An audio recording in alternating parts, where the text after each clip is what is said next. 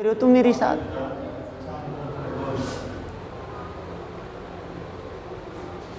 तो देखो, एक बेसिक थ्योरी जिस पे आपको विचार करना चाहिए।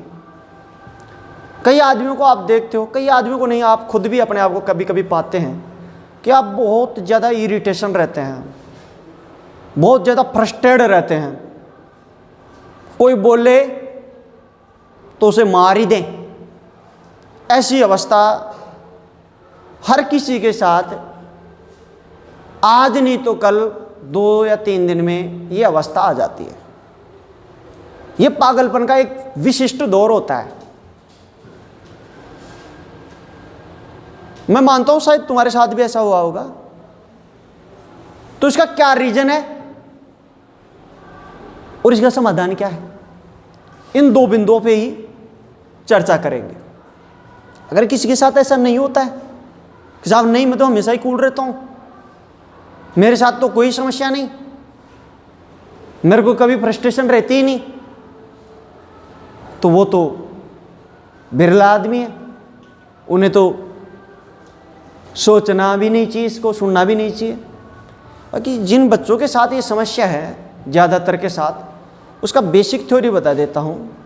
उसका बेसिक वजह 2 होता है। एक तो बच्चे कौन रहते हैं इनसे जिनमें फ्रस्ट्रेशन नहीं होती, वो होते हैं अंतर्मुखी व्यक्तित्व के व्यक्ति। अंतर्मुखी माने जो कभी किसी के सामने कुछ व्यक्त नहीं करते,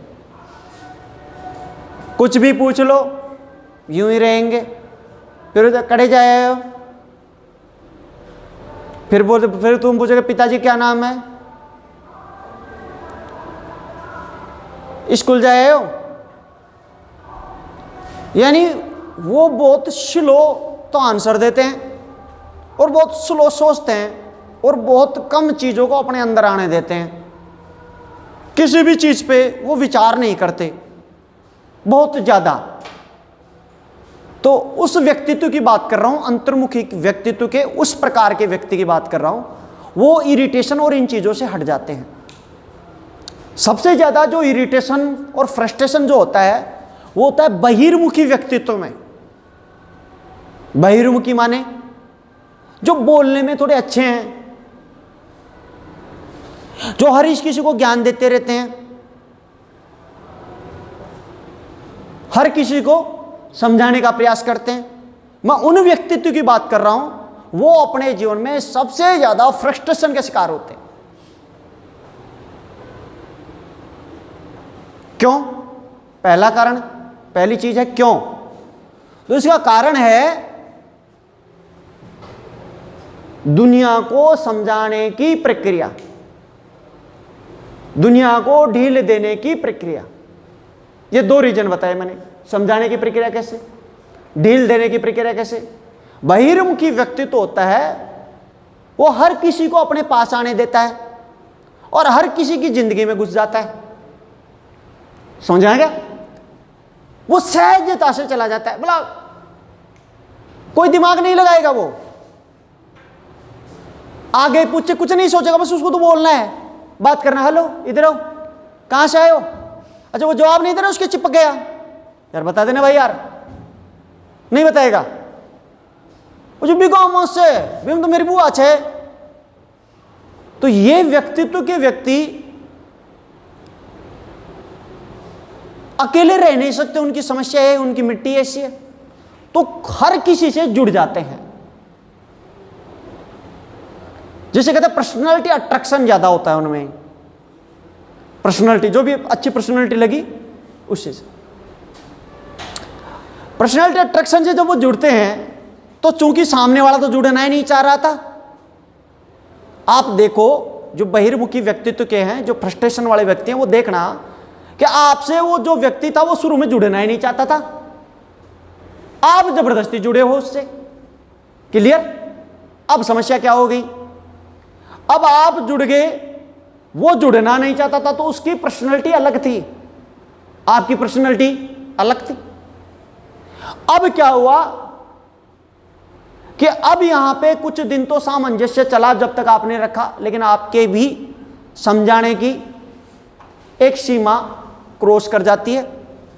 अब इसमें यार ऐसा व्यवहार क्यों करता है यार, ये ढंग से बात क्यों नहीं करता, ये ऐसे क्यों करता है? तो तुम सोचो, अच्छे से सोचो, जिस दिन पहली बार तुमने रिश्ता बनाया था उस दिन वो कैसा था? अरे उस दिन वो कैसी थी? उस दिन वो सही जवाब नहीं देती थी, उल्टे सुल्टे करती थी। उस दिन भी वो सही जवाब नहीं देता था। जबरदस्ती तुम उसकी जिंदगी में गए हो कि वो तुम्हारी माया है? बताओ, समझ गए? अब सोच लेना है, उत्तर नहीं देना, अंदर अंदर सोचते जाओ। अब क्या होता है कि आउटर पर्सनालिटी जो है वो समझाने लग जाते हैं। क्या करने लग जाते हैं? समझाने लग जाते हैं। तो समझाने की प्रक्रिया जब चालू होती है तो वो अपने जीवन का दर्शन बताते हैं कि मैंने ये किया। इंटर पर्सनालिटी ये कहता है भाई तूने क्यों किया? मैंने कहा था तेरे से। वो अपने मन में सोचता रहता है, कहता कुछ नहीं। बात समझ रहे हो? वो पिंड छुटाना चाह रहा है और तुम जितना उसको समझाओगे, लोलक सिद्धांत यहां कार्य करेगा। लोलक सिद्धांत मैं 50 बार बता चुका हूं, एक बार फिर बताता हूं।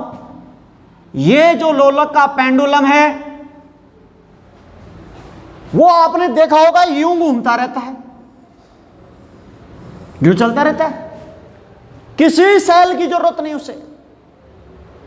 एक बार चलेगा तो जब वो इधर जाता है उसी टाइम यहां की गति ले लेता है कि इधर इतनी ऊंचाई पे जाएगा। अगर आप बहुत सत्यवादी जा रहे हो, सत्य के इस चरण को छुए हो, तो यकीन मानो आप झूठ के भी इस चरण को छुओगे। अगर आपने ईमानदारी के इस चरण को छुआ है तो उतनी ऊंचाई पे, उतनी गहराई पे, नीचाई पे तुमने बेईमानी भी की होगी या करोगे।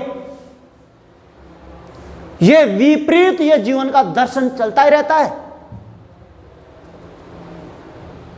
वापस आओ अपने टॉपिक पे, अगर आप लोलक का सिद्धांत समझ गए हो तो। अब जब आप किसी को समझाने का प्रयास करते हैं, जब आप बहुत क्षमताओं से ज्यादा उसको समझाने का प्रयास करते हैं, उसे समझाते हैं कि भाई मैं ऐसा कुछ भी नहीं हूं, मैं सिर्फ आपसे सिर्फ बोलना चाह रहा था, राजी खुशी से, आप ऐसे मत सोचो वगैरह वगैरह, तो उसको समझाने में आप इतनी एनर्जी खत्म कर देते हैं, उतनी एनर्जी तुम्हारे में लोगों से विरोध करने की प्रवृत्ति उत्पन्न हो जाती है। एक तो समझाना और एक बर्बाद करना। समझा के किसी चीज को बनाना, उसके विपरीत तथ्य क्या है भाई? उसको समझाना, रिश्ते को मेंटेन करना, बनाना, उसकी विपरीत चीज क्या है? बर्बाद करना। तो वो तुम्हारे अंदर आ जाता है और वो है फ्रस्ट्रेशन। क्या है? तुम हर किसी को ऐसे क्या है, जब बोलने नहीं दोगे तुम, जब आपके समझाने की सीमा चरम पे चली जाती है।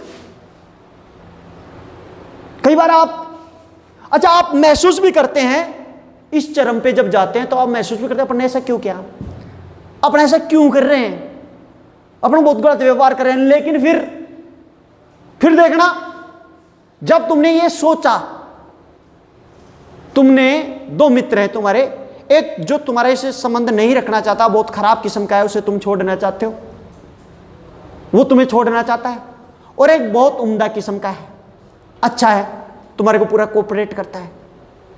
तो तुम फ्रस्ट्रेशन किसके ऊपर निकालोगे? जो बहुत उम्दा किस्म का है, बहुत अच्छा किस्म का है, आप उस पर फ्रस्ट्रेशन निकालोगे। और जब पूरी फ्रस्ट्रेशन उसके ऊपर निकाल दोगे, पूरी चरम पे पहुंच जाओगे, तो आपके अंदर क्या उत्पन्न हो जाएगा? प्रेम, समझाने की प्रवृत्ति उत्पन्न होगी। बर्बाद कर दिया। अब समझाओगे किसको? उसी गधे को। लिख लो कोटक, उसी गधे को समझाओगे तुम। यह जीवन का रहस्य है, यह जीवन का सिद्धांत है। लड़ोगे, झगड़ोगे, फ्रस्ट्रेट रहोगे, कुंठित रहोगे, किससे? जो तुम्हारे जीवन में सरल है, सहज है। और समझदारी की बातें, अच्छी बातें, रिश्तों को जोड़ने की बातें किससे करोगे जो तुम्हारे से मैच नहीं खाता? जीवन का ये एक सार है जिसे बहुत से ज्ञानी लोग भी नहीं समझते, बुढ़ापे तक भी लोग नहीं समझते। वो ऐसा ही व्यवहार करते हैं। आप देखो, कई बार देखो कि आपकी कोई गलती नहीं, कोई आता है अचानक ऐसे भड़क जाता है तो तुम देखते हो यार अपना क्या, अपन ने क्या कह दिया। एक अच्छा मित्र, भाई क्या हो गया, तो चुप रह, मुंह तोड़ दूंगा तेरे, ज्यादा मत बोल। नहीं भाई मैंने क्या कह दिया, अरे तो चुप रहना यार, सारा फ्रस्ट्रेशन निकाल देगा वो। समझ लो वो फ्रस्ट्रेशन, वो आदमी का जो फ्रस्ट्रेशन है, उसने किसी को समझाने का, किसी के लिए जी लगाने का बहुत तेरा प्रयास किया है। जितना भयंकर फ्रस्ट्रेशन है उतना ज्यादा प्रयास किया गया है। बड़ा एक बात का ध्यान रखना। तो फ्रस्ट्रेशन का कारण मेरे हिसाब से आपके समझ में आ गया होगा। एक तो ये रहता है बेसिक, ये तो है मूल।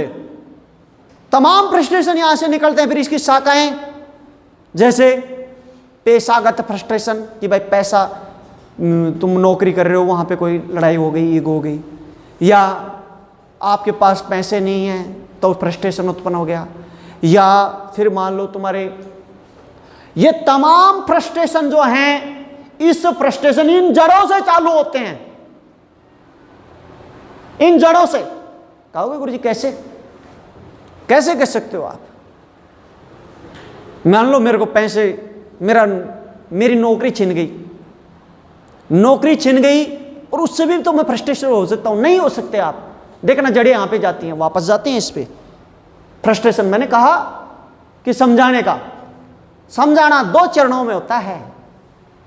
एक जो बाहरी है, एक संबंध जो तुम्हारा दुनिया से है, एक तो आप उसे समझाते हो, और एक द्वंद्व चलता है तुम्हारे भीतर, तुम्हारे भीतर।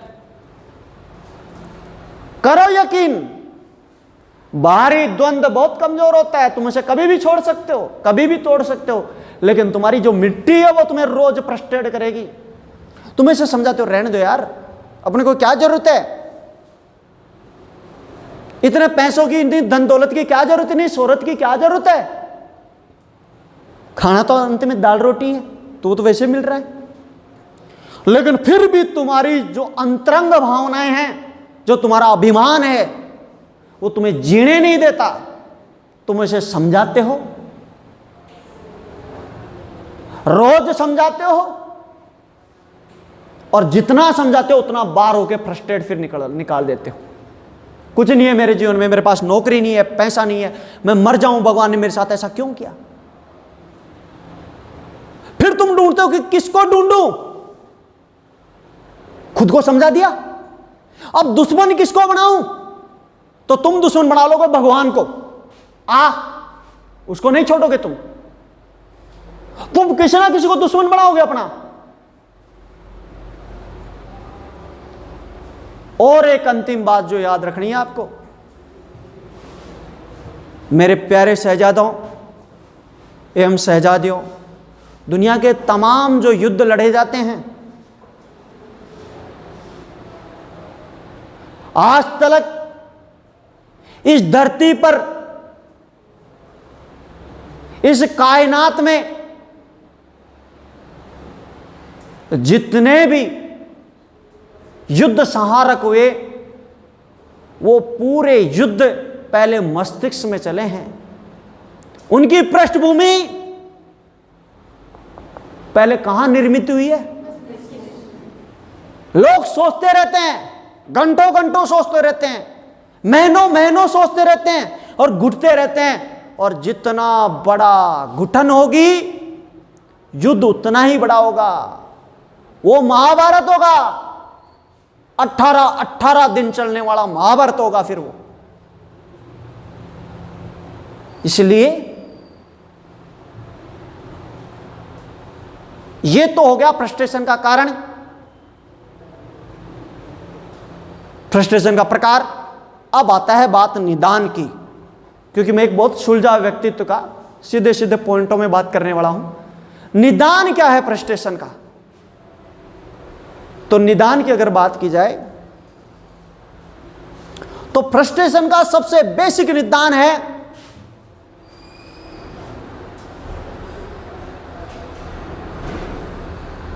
क्विट। क्विट, छोड़ो, त्यागो और आगे बढ़ो। इसका क्या मतलब हुआ गुरुजी? इसका मतलब समझो कि मान लीजिए आपके फ्रस्ट्रेशन दो तरीके से होगा, एक बाहरी और एक आपके अंतःकरण से। दो ही आपको फ्रस्ट्रेशन दे सकते हैं। बाहरी जो भी है, आपके माता पिता, भाई बहन, पति या पत्नी, आपका बॉस, आपका नौकर, आपका साथी, आपका हमदर्द, जो भी आपको फ्रस्ट्रेशन दे रहा है, अगर आपका उसके साथ ये बॉन्ड बन गया फ्रस्ट्रेशन का, तो लिखो कोटक, जीवन में आप उसके साथ कभी सम्यकता स्थापित नहीं करेंगे। आप केवल उसके साथ समझौतों के साथ जिएंगे। तो अगर वो खून का रिश्ता नहीं है तो उससे क्विट, छोड़ दो, अगर वो खून का रिश्ता नहीं है। लेकिन कुछ रिश्ते ऐसे होते हैं खून के जो बन जाते हैं, आप छोड़ो चाहे मत छोड़ो, वो तो रहना आपके साथ है। तो खून का रिश्ता जहां है, बाहरी वातावरण की बात कर रहा हूं, तो उसके लिए आप विराम दे दीजिए। विराम माने ये हमारे वर्षों वर्षों से लोग करते आ रहे हैं। आप देखना, जब युवावस्था आती है तो बेटा अपने पिता से सीधे मुंह बात नहीं करता। देखा है तुमने? बिल्कुल नहीं करता। तो मैं कह रहा हूं कि जब आपको लगने लगे कि इस रिश्ते में थोड़ा सा उतार चढ़ाव आ रहा है पिता के साथ, तो गैप मेंटेन कर दीजिए। उनसे थोड़ा दूर रहिए, थोड़ा कम बोलिए जो वो कहते हैं, और बहुत दूरी रखिए। मतलब सबसे पहला तो बोलना कम करिए, बोलना कम करिए, क्योंकि ना बोलने से ज्यादा समझ में आता है बजाय कि बोलने से। क्योंकि बोलने से तो फिर समझाएंगे अपन उसको ज्यादा, और समझाएंगे और समझाते ही जाएंगे, फिर अपनी सारी भावनाएं उड़ाड़ देंगे उसके ऊपर। तो बोलना कम कर दीजिए, रिश्तों में गैप दे दीजिए। आपको लगता है बहुत अजीज रिश्ता है, मां से बहुत अच्छी, पर क्या करूं, छोड़ भी नहीं सकता, तो 2 महीने में एक बार आराम से बैठ के आधे घंटे बात कर लीजिए, मोटे मोटे रूप पे, ऊपर पे। जब आपको लगे कि अंदर जा रहे हैं तो उठ के आ जाइए वहां से। तो ये तो हो गया बाहरी रिश्ते को मेंटेन करने की। दूसरा होता है आंतरिक, अंतर मन को आप कैसे मेंटेन करें। आपके अंतर मन में जो आप खुद को जो समझाते हैं, आपकी जो आकांक्षाएं हैं, उनको लेकर आपके जो फ्रस्ट्रेशन उत्पन्न हो जाता है, उनको कैसे समझाएं। तो उसके लिए मैं आपको एक बेसिक थ्योरी दे रहा हूं। हालांकि इससे पूर्व ही हमारे दर्शन शास्त्र में, हमारे इतिहास में मक्खाली पुत्र गोसाल हुआ। मक्खाली पुत्र गोसाल महावीर स्वामी का समकक्ष था। जैन धर्म के संस्थापक महावीर स्वामी का क्लास मित्र समझो उसे। महावीर स्वामी ने जैन धर्म स्थापित किया और मक्खाली पुत्र गोसाल ने एक सिद्धांत दिया था जिसका नाम था भाग्यवादी या नियतिवादी। वो कहता है, वो भी कोचिंग महावीर स्वामी के साथ ही गया था जिसने इतना बड़ा दर्शन खड़ा किया, उनके साथ ही कोचिंग की थी उन्होंने। अगर तुलना की जाए तो मैं ये नहीं कहता कि वो उनसे बड़े पारंगत रहे थे। मैं किसी को कम ज्यादा तो नहीं कह सकता, मेरा इतना आकलन नहीं है, लेकिन मैं उनको उनसे नीचे भी नहीं रखता मेरे दृष्टिकोण में। तो उनका एक दर्शन था जो उन्होंने अपने जीवन में दिया कि नियति द्वारा तय होता है सब कुछ। ये तुम मान के चलो, अगर तुम्हारी नियति में लिखा होता तो आप मुकेश अंबानी की औलाद होती, नियति जन्म से पहले, भाग्य जन्म से पहले ही चल जाता है। जब आप पैदा होते हो उससे पहले ही आ जाता है। तो ये सोच के अपने आप को छोड़ दो कि नियति में जो लिखा है वो ही तय होगा। और दूसरा, इसके साथ गीता का दर्शन एक याद रखना, कर्मण्यवादी कार्येषु मा फलेषु कदाचन। केवल आपका कर्म पर अधिकार है, फल की किंचित तुम इच्छा ना करो। तुम बस कर्म करो। ये रोना मत रो कि मेरे को वो उस लेवल पे मुकाम हासिल नहीं हुआ, मेरे को ये चीज नहीं मिली, मैंने बहुत ज्यादा मेहनत की, इस मेरे से कम करने वाला लग गया। इन चीजों पे नहीं, तुम्हारा कर्म पर अधिकार है। किस पर अधिकार है? ओनली कर्म पर, ड्यूटी, ओनली ड्यूटी। आपका फल पर कोई अधिकार नहीं। इसी बिंदु को भाग्यवादी मक्खालीपुत्र गोसाल कह रहे हैं, इसी बिंदु को गीता कह रही है, इसी बिंदु को और बुद्धिजीवी भी कह रहे हैं, अलग अलग शब्दों में। तो आप जिस भाषा में समझना चाहो उसमें समझ लो।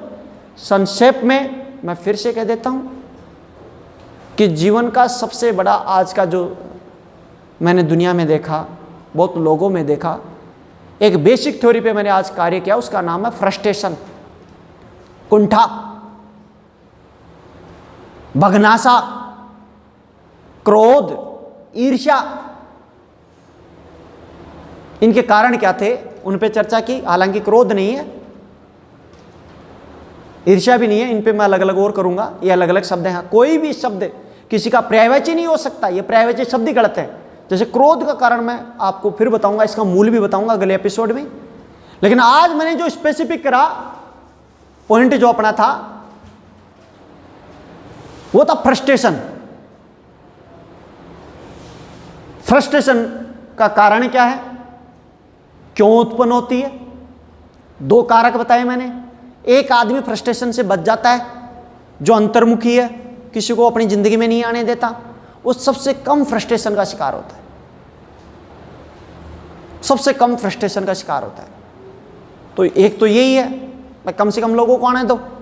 लेकिन फिर भी अगर आपकी आउटर पर्सनैलिटी ऐसी है कि आप लोगों के जाके चिपक जाते हो, ये व्यक्तित्व होता है जिसे आप चेंज नहीं कर सकते, जिसे आप लेके पैदा हुए हो। अगर आपका व्यक्तित्व ऐसा है तो उन लोगों के साथ ये सबसे बड़ी समस्या है फ्रस्ट्रेशन की, क्या कि वो लोगों को समझाना ने में ज्यादा यकीन करते हैं और वहां बहुत ज्यादा दुखी रहते हैं।